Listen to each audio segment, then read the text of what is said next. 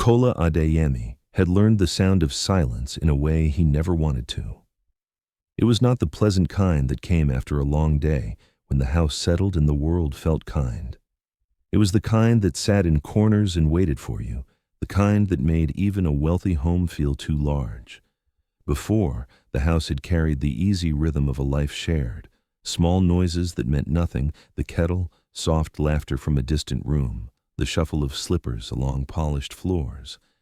After his wife passed, the same rooms still stood, still beautiful, still expensive, but they felt hollowed out, like a shell. People came with condolences, with prayers, with food and advice he did not remember hearing. They said time would do its work. They said he was strong. They said God gives and God takes. Kola nodded until his neck ached. When the visit stopped, when the phone calls slowed, the silence took its place again, steady as a shadow. Bisi had been in the house long enough to know what grief looked like when it stopped being public and became private. She did her work quietly, like she had always done. She cleaned, she cooked. She folded his shirts with careful corners. She kept the house running so the grief did not swallow everything. She did not overstep. She did not ask him to talk. She did not offer opinions unless he asked. But she watched, the way people learn to watch when they have been blamed before, when they have been underestimated before. She noticed how he would walk into the sitting room and stand there, as if he had forgotten why he came. She noticed how he would sit with documents on the dining table, stare at them, then push them away untouched. She noticed how, sometimes late at night, the lights in his study would stay on long after the rest of the house slept. When Saad arrived, it was like someone opened a window in a room that had been closed for too long. She came in with a smile that looked effortless, polished hair, calm voice, a softness around her words that made everyone in the house sit up straighter. She spoke about peace, about moving forward, about honoring the past without being trapped inside it. Kola's friends approved almost immediately. They said it was good. They said he deserved happiness. They said the house needed laughter again. Kola himself looked lighter, not fully healed, but less bent under the weight he had carried. He started waking earlier. He began eating at the dining table again instead of alone. He even walked through the garden some mornings with Saad by his side, listening to her talk about small things, as if small things could stitch a person back together. Bisi watched the change with cautious hope. It was not her place to judge a man's heart, but she could see the difference in him. Hope made people careless sometimes. It made them reach for comfort without checking what was inside it. The wedding was not large. Kola did not want crowds.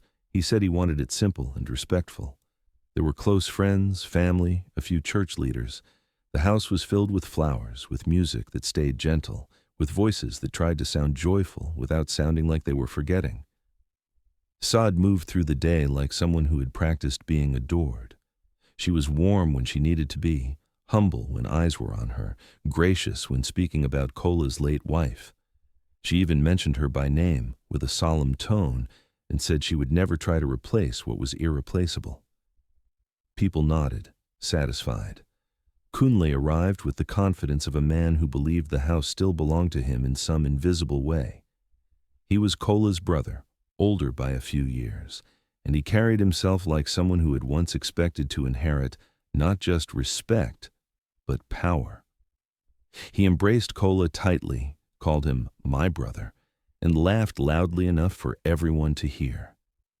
He praised Saad with the kind of compliments that sounded generous, but also sounded like a warning, as if he was declaring his presence early.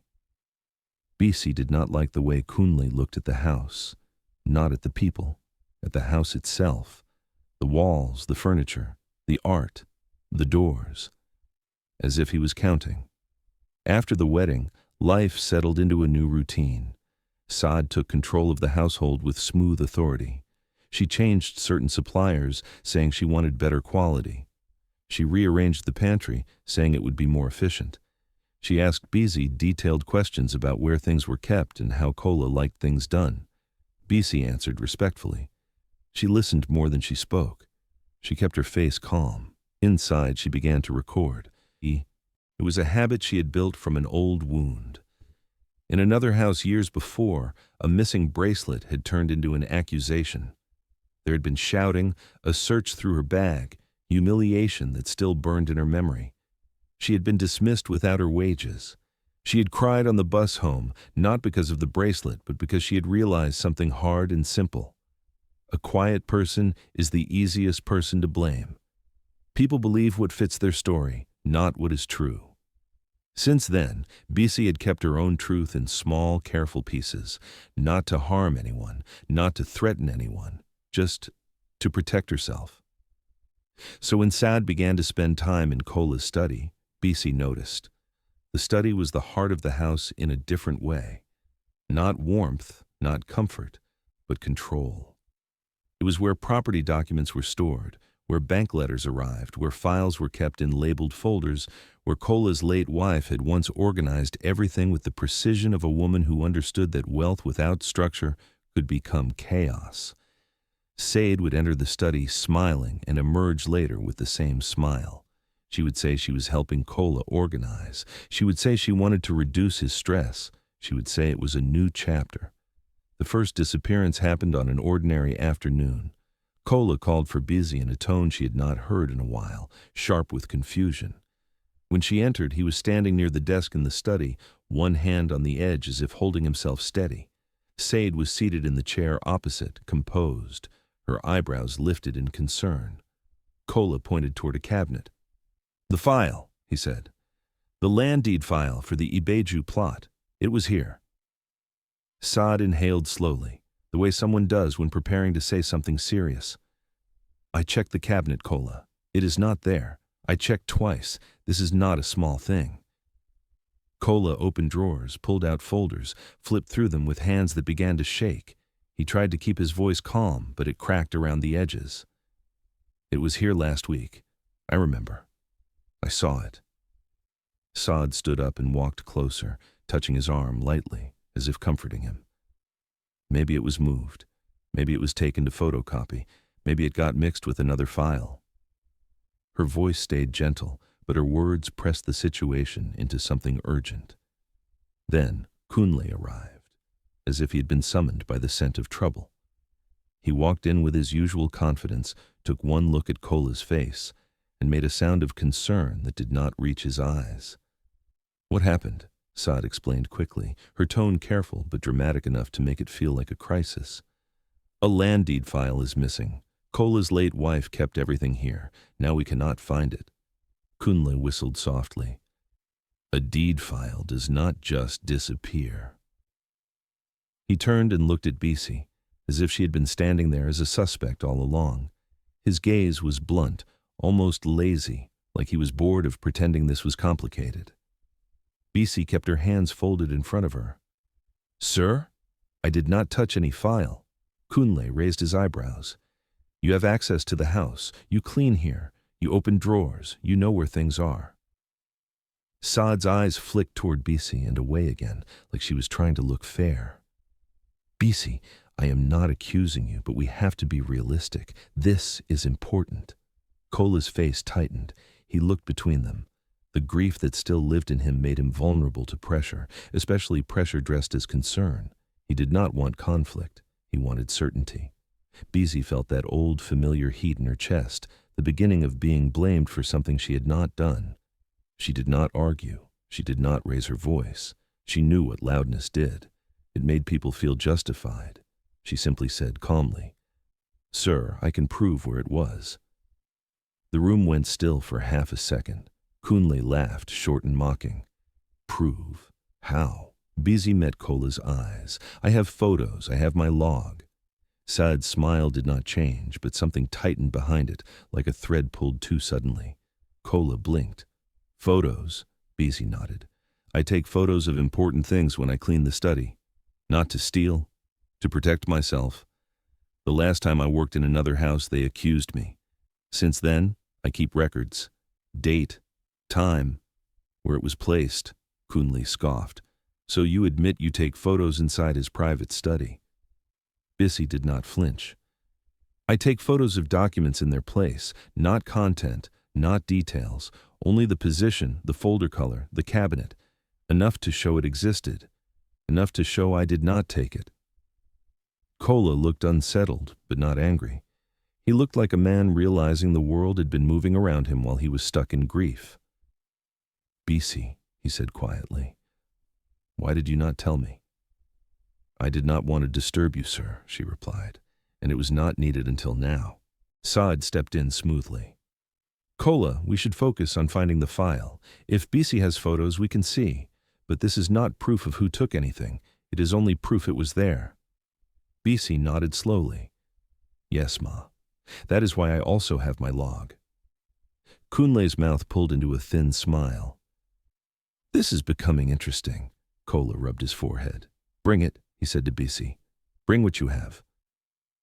Bisi walked to her small room at the back of the house, the kind of room people pretended not to notice. She opened a plain drawer and pulled out a small notebook, worn from use. She took her phone, where a folder of images sat quietly, labeled with dates. She also took an envelope, brown and small, sealed with tape.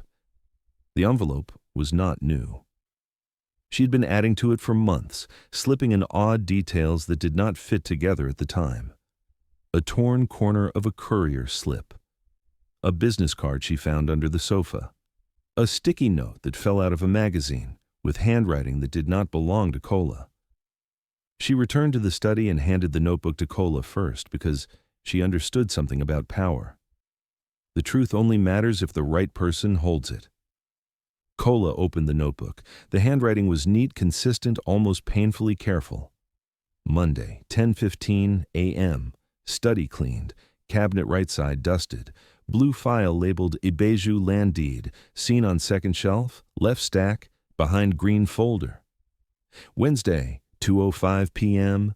Kunle visited. Entered study 2:14 p.m. Left 2:27 p.m.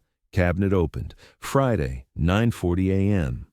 Maid entered study with keys. Left 10:18 a.m. Cabinet closed. There were many entries, more than he expected. Days, times, notes about who entered, notes about when Kola asked for tea and whether the study door was left ajar, notes about when the security guard at the gate stepped away. Kola's face shifted as he read. Not anger yet, not certainty, but attention. Then Bisi opened her phone and showed him the photos. They were simple, not dramatic. A cabinet door open, a stack of folders, a corner of a blue file visible behind a green one. The angle was always similar, as if she had trained herself to take the same shot. The light in the room changed depending on the time of day, but the evidence stayed consistent. Kola zoomed in. He could see the blue file. He could see its position. He could see it existed. Saad leaned closer, her perfume soft and expensive. "This is thorough," she said, her voice still gentle. "But it only shows it was there. It does not show where it went." Kunle crossed his arms. "It shows she has been taking pictures of his documents for months. That is suspicious." Bisi looked at Kunle steadily. "It shows I feared being accused. And now I am." Kola closed the notebook slowly. He looked at Bisi, then at Saad, then at Kunle. His voice was quiet, but something in it hardened. "Nobody will accuse anyone without proof," he said. "Not in my house." Saad nodded immediately. "Of course, I agree. We just need to act quickly. Land matters are sensitive. People can use missing documents to claim things." Kunle added, "You should call the family solicitor now. If the deed is missing, you need to secure your position." Saad touched Kola's arm again. "Yes, let us contact him. Maybe he can advise on replacing documents, transferring control, putting things into safer arrangements. Kola, you should not be handling these things alone." Bisi listened to the way the suggestion slid in. Replacing documents, transferring control, safer arrangements. It sounded like help, but it was also movement that could become irreversible if it happened too fast. Kola nodded slowly. "We will call him," he said. "But first we will search properly, and we will do it calmly." The household searched for the file. Cabinets were checked, drawers were emptied. Saad guided the search, her voice directing, her hands never messy. Kunle watched more than he helped, as if enjoying the tension. The file did not appear. That evening, Kola sat alone in the study after everyone left. Bisi returned later with tea, placed it quietly, and waited by the door. Kola did not touch the tea. He stared at the cabinet as if it could speak. "Bisi," he said at last, "how long have you been writing these logs?" "Since the last house, sir," she replied. "And the photos?" "Since I started cleaning here," she said, honest. "Not because of you, because of what happened to me before. A missing thing becomes a story, and the story needs a person to carry blame." Kola looked down. "I am sorry." Bisi did not smile. She did not say it was fine. She simply said, "Thank you, sir." Kola tapped the notebook lightly. "Your notes show Kunle entered the study often." Bisi nodded. "He enters more than you notice, sir. Sometimes when you are in the kitchen, sometimes when you are outside, sometimes when you are on calls." Kola's jaw tightened. "And Said?" Bisi hesitated for a fraction of a second. She chose her words carefully. "Ma enters too. She has keys now." Kola leaned back in the chair. For a long time, he said nothing. Bisi watched him, the way you watch a person standing at the edge of a truth they do not want to step into. After a while, he asked, "Do you think my brother would do this to me?" Bisi kept her face calm. "Sir, I do not know his heart. I only know what I see." Kola's eyes moved to the cabinet again. "And my wife," he said, almost to himself. "She organized everything. She protected everything. Now it is all shifting." Bisi's voice softened slightly. "Your late wife was careful, sir." Kola swallowed. "She always said my brother would fight over inheritance." Bisi said nothing. She did not need to. Silence can sometimes point better than words. The next disappearance came faster. This time it was not a land deed file. It was a bank letter, one of the ones that confirmed a fixed deposit. Kola remembered seeing it. He remembered the envelope, thick and official. He remembered thinking he would handle it later. Now it was gone. Saad turned it into urgency again. "Kola, this is not normal. Someone is taking things. We must act. We cannot wait until more is missing." Kunle arrived again, conveniently, with advice that sounded like concern. "You are too trusting. In a house this size, staff can do anything. If she is innocent, fine. But you must protect yourself first." He looked at Bisi again. "Maybe we should call the police. Let them question her. She will tell the truth." Bisi felt her stomach drop, but her voice stayed steady. "Sir, I will not run. I will not hide. I will give my records." Saad added softly, "Bisi, it is not personal. It is just process. We have to be responsible." Bisi looked at Kola. "Sir, please, allow me to show you something." Kola rubbed his face. He looked tired, pulled between love, loyalty, and fear. "Show me," he said. Bisi opened her phone again and scrolled, not to the newest photos, but to older ones where patterns lived. She showed him dates. Kunle visits. A document goes missing within days. Another Kunle visit. Another document becomes urgent. Each time, Saad escalated it into a crisis. Each time, the solution proposed involved moving assets quickly, consolidating control, signing something, transferring something, changing something through the family solicitor.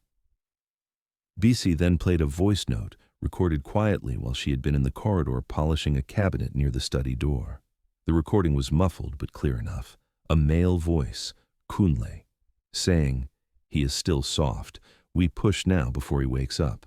Then Sade's voice, controlled and low. "We do not rush him too hard. We create the fear. Then we offer the safety." Kunle again. "And the girl, the maid," Saad's voice. "She is the easiest fall. People always believe the help steals. We only need one clean story." The room seemed to shrink around Kola. His fingers tightened around the phone. His eyes were fixed on the floor, like he was afraid to look at either of them. Bisi's heart hammered, but she stayed still. This was the moment people either believed you or destroyed you. Kola handed the phone back slowly. "How did you record this?" "I was cleaning, sir," Bisi said. "I heard them speaking. I started a voice note. I did not know what it meant then, but I kept it. Kola's throat moved as he swallowed. He looked up at Bisi, and for the first time since Saad entered his life, there was something like clear sight in his eyes. "You have been protecting yourself," he said. "Yes, sir," she replied. He nodded once as if accepting a hard lesson. Then he said very quietly, "We will not accuse you again." The problem was, Saad and Kunle did not know how much Bisi had. Not yet. And people who believe they are still in control become bolder. Kola did not confront them immediately. He did not shout. He did not accuse. Grief had taught him that loudness did not always lead to truth. Instead, he started to listen, to watch, to test. He began to ask questions in casual ways. He asked Saad where she had been that morning. He asked Kunle what time he arrived. He asked the security guard whether anyone else entered the compound. He asked the driver whether he had taken anyone to see the solicitor. He also began to take his own notes quietly, the way Bisi did. Not because he enjoyed it, but because he realized that in a house filled with charming voices, truth needed structure.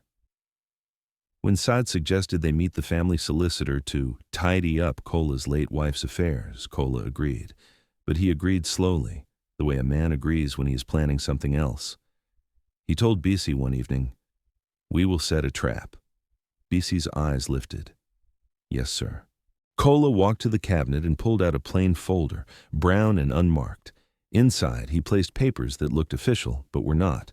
Copies of old documents, pages with stamped-looking marks that meant nothing, enough to tempt someone who thought they were taking something valuable. Then he took a small marker, the kind that left no visible trace until a light hit it. The security head, a quiet man named Ibrahim, who had served Kola for years, provided it. Ibrahim did not ask too many questions. He only said, "Sir, if you want to know who touches something, we can know." Kola marked the inside of the folder in a way that only he and Ibrahim would recognize. Then he placed it deliberately in the cabinet on the shelf where important files usually sat. They also installed discrete cameras, hidden in objects that belonged in the study. A small device behind a framed photo. Another near the bookshelf, angled toward the cabinet. Ibrahim handled it carefully, ensuring there was no obvious change in the room. Kola sat in the study after everything was set, staring at the cabinet like it was a mouth that might open. Bisi stood by the door, calm.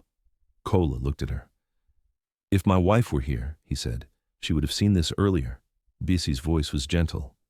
"Grief makes eyes heavy, sir." Kola exhaled. "And trust makes hands too open." Bisi did not argue. She understood. The next morning, Kola moved through the house like normal. He ate breakfast with Saadi. He listened to her talk about a charity event she wanted them to attend. He nodded at the right moments. He smiled when expected. He even held her hand briefly, enough to keep her comfortable. Kunle arrived later, as he often did, acting like the house was his second home. He greeted Kola loudly, joked about how Kola had finally returned to life, and then naturally steered the conversation toward documents. "Kola, we should not delay," he said, leaning back on the sofa as if relaxed. "If papers are missing, we should consolidate things, put properties under one control, make sure there are no loopholes." Saad nodded. "Exactly. The solicitor can prepare a simple arrangement. It will reduce stress. You can focus on healing."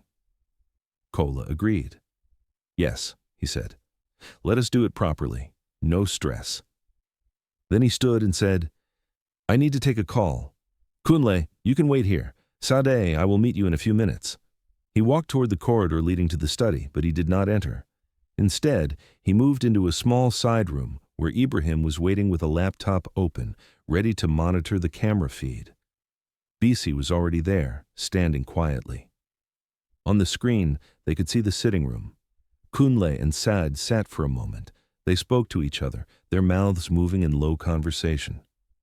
Then Saad stood, walked down the corridor with the confidence of someone who believed she owned the space now, and entered the study. Kunle followed a minute later, glancing around as if checking whether anyone was watching. Inside the study, the camera captured everything. Saad opened the cabinet, Her hands moved quickly, practiced, like she had done it before. Kunle stood slightly behind her, watching the corridor. She pulled out the decoy folder. Kunle leaned forward, his face close, his eyes sharp.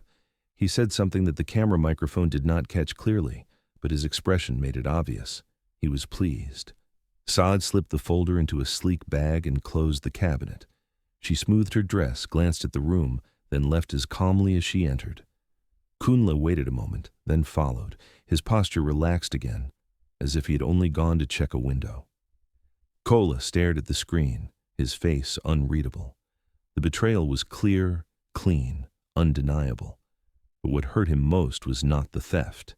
It was the ease, the comfort with which they did it, as if his grief had made him furniture. Ibrahim saved the footage immediately, duplicating it. He did not speak. Bisi did not speak either. She watched Kola because this was the moment a man either collapsed or became firm. Kola whispered, almost like he was talking to himself. "So it is true." Bisi's voice was quiet. "Yes, sir." Kola straightened slowly. "We do not confront them alone," he said. "We do it properly, with the solicitor present." Bisi nodded. "Yes, sir." That afternoon, Kola invited the family solicitor to the house for a meeting. He framed it as urgent. He said they needed to address missing documents and make changes quickly. He said he wanted everything official. The solicitor arrived in a crisp suit, carrying a briefcase, and the calm expression of a man who believed paperwork could solve human mess. Saad sat beside Kola with a supportive posture, her hand occasionally resting near his arm. Kunle sat opposite, looking satisfied, as if the day was finally moving the way he wanted. Bisi stood at the back of the room, near the doorway, invisible in the way people liked their staff to be. Ibrahim stood near the hallway, silent but present. The solicitor spoke first. "Mr. Adeyemi, you mentioned missing documents. Tell me what is missing." Saad answered quickly. "Land deed file, bank letters, some of your late wife's records. It is concerning." Kunle added, "It could be staff. It is common."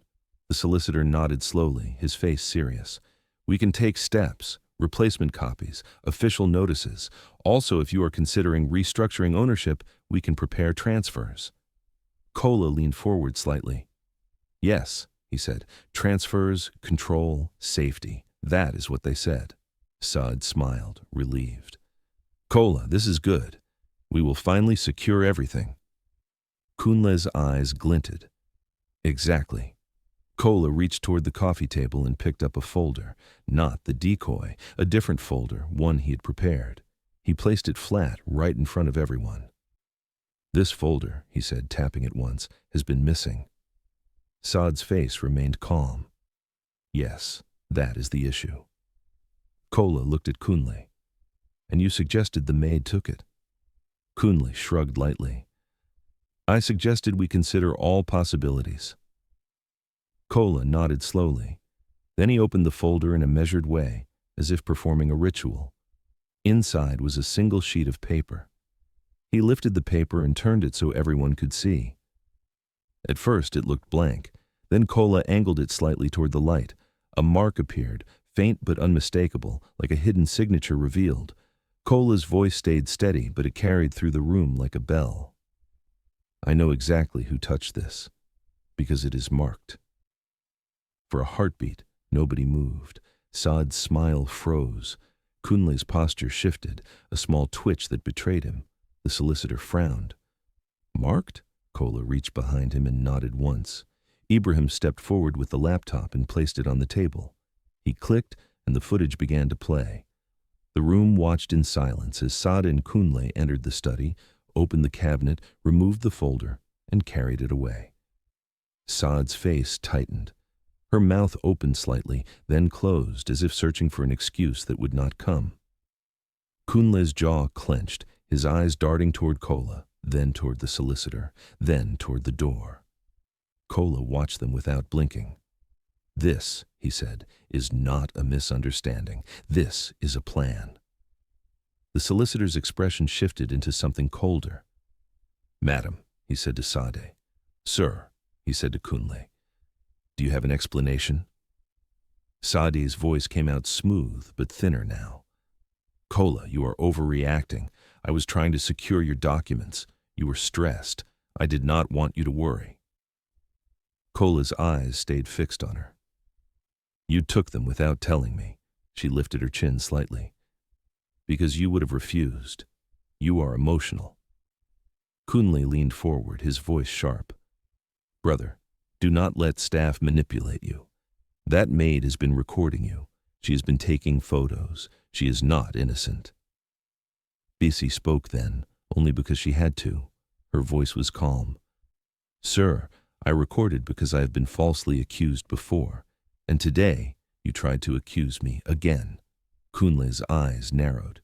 You are a thief. Kola's voice rose just enough to cut through. Stop. Silence landed. Kola turned to the solicitor. They have been calling you, he said. They have been pushing you to prepare transfers, yes? The solicitor looked uncomfortable. There have been communications, he admitted, requests for drafts. I assumed they were acting on your instruction. Said's eyes flashed. Because I am his wife. Kola nodded slowly. Yes, you are my wife, and you use that to try and move what does not belong to you. Said's voice sharpened. I belong here. I am building this life with you. I am protecting you. Kola looked at her, and his face softened for a moment, not with love but with sadness for the hope he had placed in the wrong place. If you were protecting me, he said quietly, you would not need secrecy. Kunle stood up abruptly. This is nonsense. You are embarrassing the family. Kola did not flinch. You wanted the house, he said, his voice firm. You wanted control, and you thought my grief made me weak. Kunle's face twisted. You would have given it away to charity or to strangers. You would have left our blood with nothing. Kola's eyes hardened. My wife built this with me. She protected it with structure, and you tried to erase her work. Saad reached for Kola's arm again, her voice turning pleading. Kola, please. Let us speak privately. Kola leaned back, removing his arm gently but clearly. There's nothing private about theft. The solicitor cleared his throat, trying to regain professional control. Mr. Adeyemi, we need to report this appropriately. There are legal implications, attempted fraud, unauthorized access, potential forgery depending on the documents. Kunle laughed bitterly. You will report your own brother? Kola's answer was quiet and final. I will report anyone who tries to destroy what I'm responsible for. Kunle's eyes widened with disbelief, then narrowed with anger. You will regret this. Kola nodded once. Maybe, but I will regret it less than living blind. Said stood, her face composed again, as if she could still charm her way out. Kola, you are making a mistake. You're choosing a maid's notes over your wife. Kola looked at her. I am choosing evidence over performance. That was when Bisi realized something. Kola had finally stepped out of grief's fog, not because time healed him, but because truth forced him to wake. The police came later, quietly, so the compound did not turn into a spectacle.